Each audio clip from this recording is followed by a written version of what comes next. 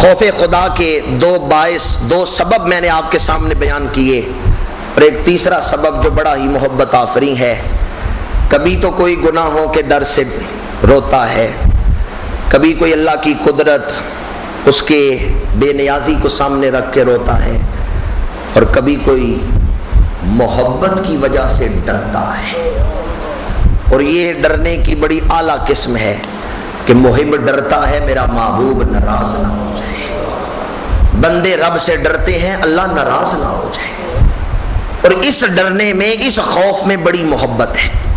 سب سیاں رل پانی نو چلیاں تے کوئی مرسی بھر کے، جنہ بھر کے سر تے رکھیا پیر ترن، وہ جر کے ڈر کے کیوں پیر رکھ رہی ہیں، کیوں ڈر رہی ہیں؟ اس لیے کہ کہیں گھڑا گر نہ جائے، پیر پھسل نہ جائے۔ اگر پیر پھسل گیا، گھڑا گر گیا تو محنت ساری ضائع ہو جائے گی۔ وہ اپنے محبوب سے ڈرتی ہیں کہ کہیں ایسا نہ ہو ہم منزل پر نہ پہنچ سکے۔ یہ بھی خوف کی ایک قسم ہے کہ محب ڈرتا ہے کہیں محبوب سے دور نہ کر دیا جائے۔ اسی مضمون میں پیر بلے شاہ قصوری نے لکھا ہے، اے دنیا تلکن ویڑائے، تھم تھم کے ٹرو اندھیرا اے، وڑ اندر ویکھو کیڑا اے۔ اے دنیا تلکن ویڑائے، تھم تھم کے ٹرو اندھیرا اے، وڑ اندر ویکھو کیڑا اے۔ یہ دنیا ایسی جگہ ہے جہاں لوگ پھسل جاتے ہیں، جہاں قدم لغزش کھا جاتے ہیں۔ اگر تم پھسلن والی جگہ پہ ہو، اگر تم کیچڑ میں چل رہے ہو تو بے احتیاطی سے نہیں چلتے بلکہ بڑی احتیاط سے چلتے ہو، کہیں میرا پیر پھسل نہ جائے، میں گر نہ جاؤں، مجھے چوٹ نہ آئے۔ تو پھر بلے شاہ قصوری یہی کہتے ہیں، اے دنیا تلکن ویڑا ہے، یہاں بڑے لوگ پھسل گئے، کہیں تم نہ پھسلنا۔ اب پھسلنے سے بچنے کا طریقہ کیا ہے؟ تھم تھم کے ٹرو اندھیرا ہے۔ کیچڑ بھی ہو، جگہ بھی پھسلنے والی ہو، اور پھر اندھیرا بھی ہو، نظر بھی کچھ نہ آ رہا ہو، اندھیرا ہو، پھر تو آدمی زیادہ احتیاط سے چلتا ہے، پھر تو زیادہ تھم تھم کے چلتا ہے۔ محبت کرنے والے ہر قدم اٹھانے سے پہلے سوچتے ہیں میرا محبوب ناراض تو نہیں ہوگا۔ جس کے دل میں یہ خوف پیدا ہو گیا کہ کہیں اللہ ناراض نہ ہو جائے، کہیں اللہ کے رسول ناراض نہ ہو جائے۔ میں حضور سے محبت کا دعویٰ کرتا ہوں، اگر حضور ناراض ہوگے تو کیا منہ دکھاؤں گا حضور کو؟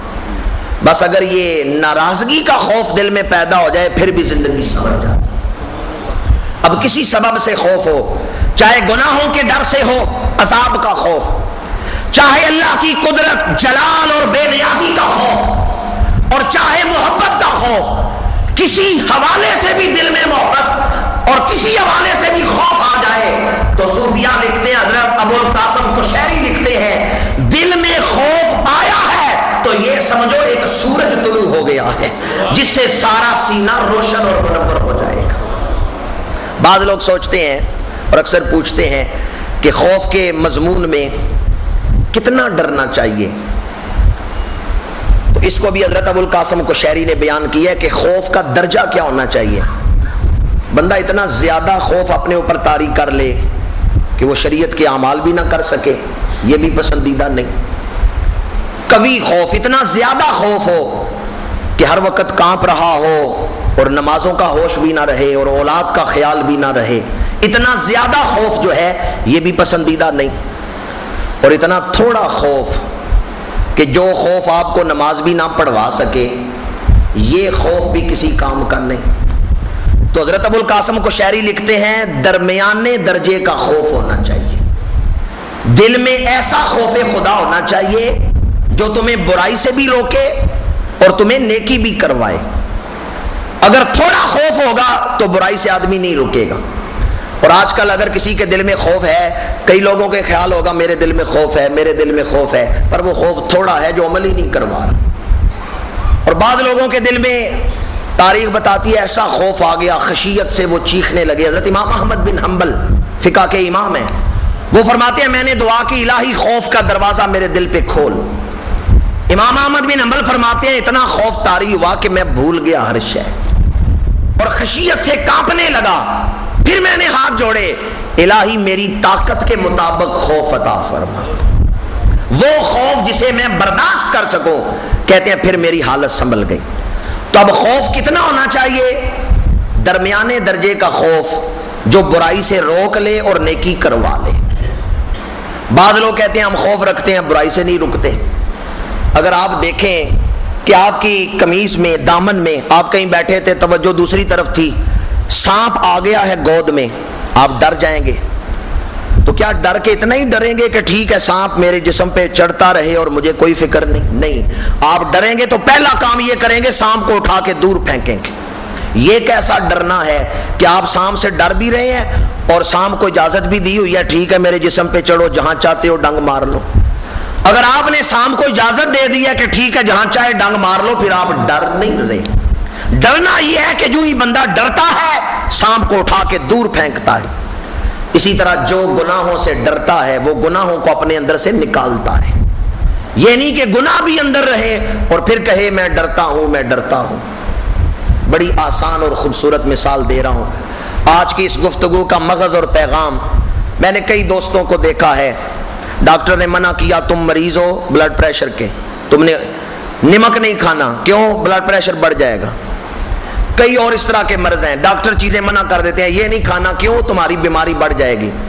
امام غزالی نے صدیوں پہلے یہ نقطہ لکھا ہے, لوگ حکیموں طبیبوں کے کہنے پر کھانا چھوڑ دیتے ہیں, رسول اللہ کے کہنے پہ گناہ نہیں چھوڑ رہے. انہیں اپنے جسم کی بیماری کا تو ڈر ہے, قیامت کے عذاب کا ڈر نہیں. تمہیں اپنے جسم کی بیماری کے ڈر نے کھانا چھوڑوا دیا. شوگر کے مریضوں کو دیکھا چینی چھوڑے ہوئے ہیں, کیوں؟ ڈاکٹر نے کہا بیماری بڑھ جائے گی اس سے. اب جسم کی بیماری کا تو اتنا خیال ہے کہ بندے نے کھانا چھوڑ دیا, روح کی بیماری کا خیال نہیں کہ وہ گناہ چھوڑ دے. اور حضرت یحییٰ بن معاذ رحمۃ اللہ تعالی علیہ کا بڑا خوبصورت فرمان ہے, جتنا لوگ غریبی سے ڈرتے ہیں نا کہ میں غریب نہ ہو جاؤں, اور محنت کرتے ہیں, کاروبار کو توجہ دیتے ہیں, ڈرتے ہیں کس سے؟ غریبی سے, کہ میں غریب نہ ہو جاؤں, میرے بچے غریب نہ ہو جائیں اور وہ دنیا سے پیچھے نہ رہ جائیں. یحییٰ بن معاذ فرماتے ہیں جتنا لوگ غریبی سے ڈرتے ہیں اتنا اگر وہ اللہ سے ڈرے تو جنتی ہو جائیں. کبھی تنہائی میں بیٹھ کے موازنہ کریں, میرے دل میں غریبی کا ڈر زیادہ ہے یا دوزخ کا ڈر زیادہ ہے؟ لوگوں کے دل میں غریبی کا ڈر زیادہ ہے, رشوت لے لیتے ہیں, سود لے لیتے ہیں, جھوٹ سے دھوکہ دے کے رزق کما رہے ہیں, پتا چلا غریبی کا ڈر ہے, دوزخ کا ڈر نہیں. اگر دوزخ کا ڈر ہوتا تو غریب رہنا برداشت کر لیتے, حرام نہ کھاتے. اگر دوزخ کا ڈر ہوتا تو غریب رہنا برداشت کر لیتے, رشوت نہ لیتے. ان کے دلوں میں غریبی کا ڈر ہے, ان کے دلوں میں آخرت کا ڈر نہیں ہے. اے طائر لاہوتی, اس رزق سے مات اچھی جس رزق سے آتی ہو پرواز میں کوتاہی. یحییٰ بن معاذ فرماتے ہیں جتنا لوگ غریبی سے ڈرتے ہیں اتنا اللہ سے ڈریں تو سارے پکے جنتی ہو جائیں. میں نے مختلف پہلوؤں سے خوف خدا کا تذکرہ آپ کے سامنے, خشیت کا تذکرہ آپ کے سامنے کیا. آئیں صوفیاء کرام سلف صالحین کی زندگیاں اٹھا کے دیکھیں وہ کس طرح اللہ سے ڈرتے رہے ہیں. جو نکات میں نے بیان کی وہ یاد رہیں تو بڑی اچھی بات ہے, زندگی میں کام آئیں گے. لیکن اگر نکات نہ بھی یاد رہیں, واقعات یاد رہتے ہیں. حضرت امام حسن بصری رحمت اللہ تعالی علیہ بالا خانے پہ کھڑے ہیں, مکان کی دوسری منزل پہ ہیں, کھڑکی کے